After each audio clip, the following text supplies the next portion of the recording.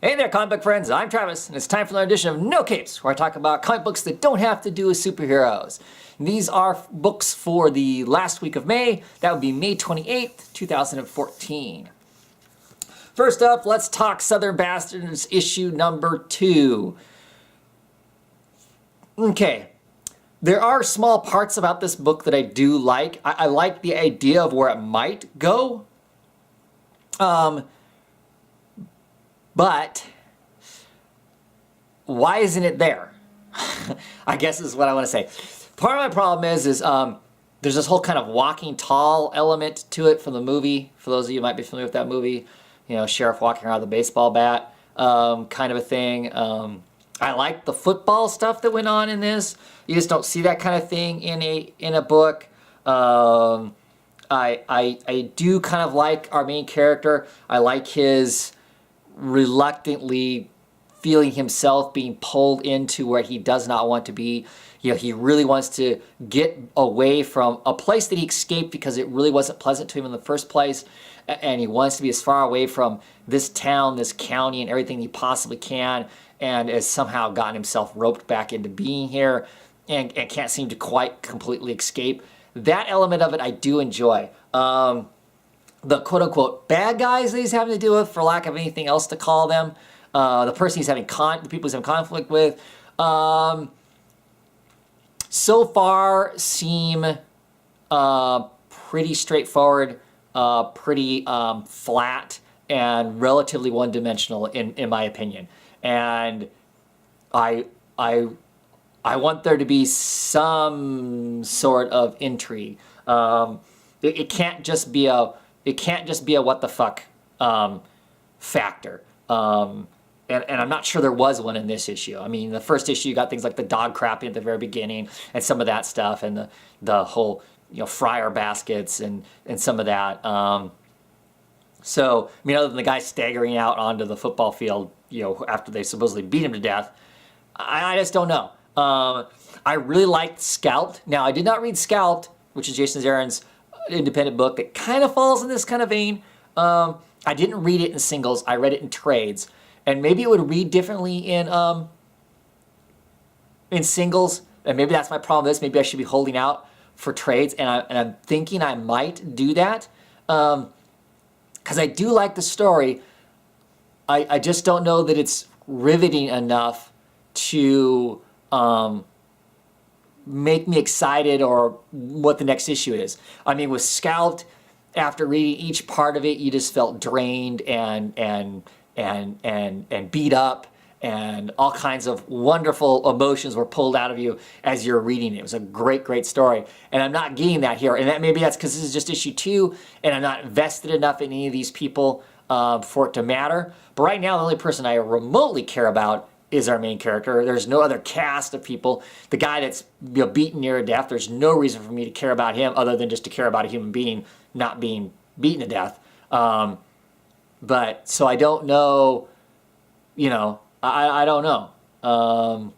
I'm kind of on the fence. I don't dislike it, but right now it's not striking a chord anywhere with me to make me excited about it either.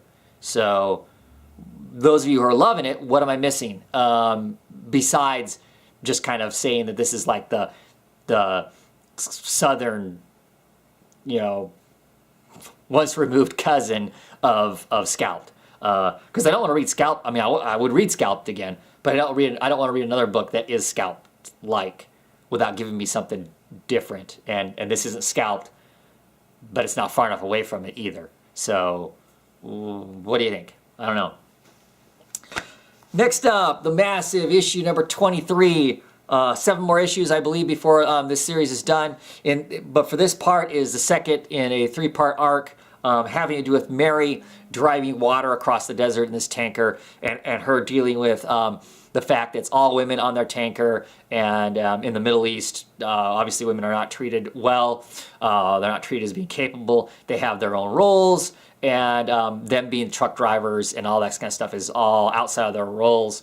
And we get the most important thing out of this is we get to see just how smart Mary really is, and how she can take most situations and and turn them and twist what's going on well enough to suit her needs, to convince the people around her that it's in their best interest to let her keep doing what she's doing, as opposed to shutting her down or whatever.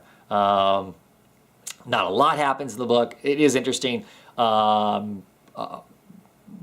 like Mary, and so I'm interested in this because of that. But this arc hasn't been particularly riveting in any fashion. Right now, it doesn't feel like it's lending itself to the greater arc yet, other than Mary being pregnant, and how that's all going to work out. Because I'm assuming she's pregnant with Cal's child, but I don't know that for sure, I guess. Because Mary is a woman of the world, and I don't know what her, it's never been discussed, she's monogamous or whatever. So it'll be curious to see how the last part of this thing comes out, because she is starting to have some complications due to that pregnancy. So, curious about that, and where we're going to go. Yeah. Next up, Deadly Class, issue number 5, 1987. Love this cover. Love this crazy wheel of craziness that's here. Still in Las Vegas, totally cranked out on enough drugs to make, an entire school bus full of people high. Our main character is. He's badly hallucinating. He ends up helping the classmate that wanted him to come along and kill his dad. They end up beating his dad, seemingly to death. Get themselves locked out of their own hotel room.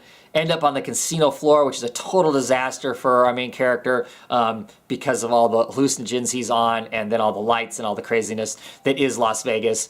And he ends up getting in conflict with one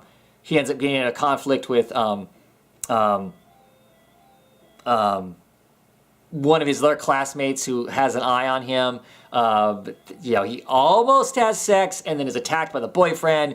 The boyfriend beats him and her silly, knocks them all over the place.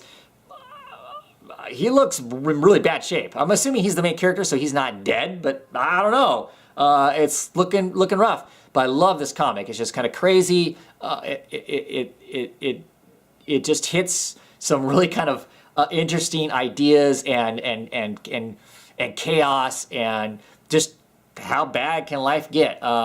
Just kind of really digging the comic. It's just a lot of fun. And finally, let's talk Warren Ellis's Trees. Artwork by Jason Howard, and quite frankly, I do not know any of other Jason Howard's work offhand. I'm gonna have to look up some of the stuff. I really enjoyed this. The art in it is really good.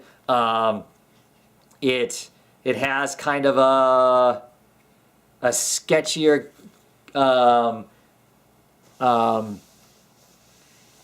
Gabriel Moon, Fabio Bra kind of a look to it, to some degree. Was excited to get this book. Warren Ellis writing basically science fiction of sorts. Always is an intriguing, exciting thing for me. Good to see Warren Ellis back doing a comic. This first issue is great. It's called Trees. Why is it called Trees? Because there's these columns.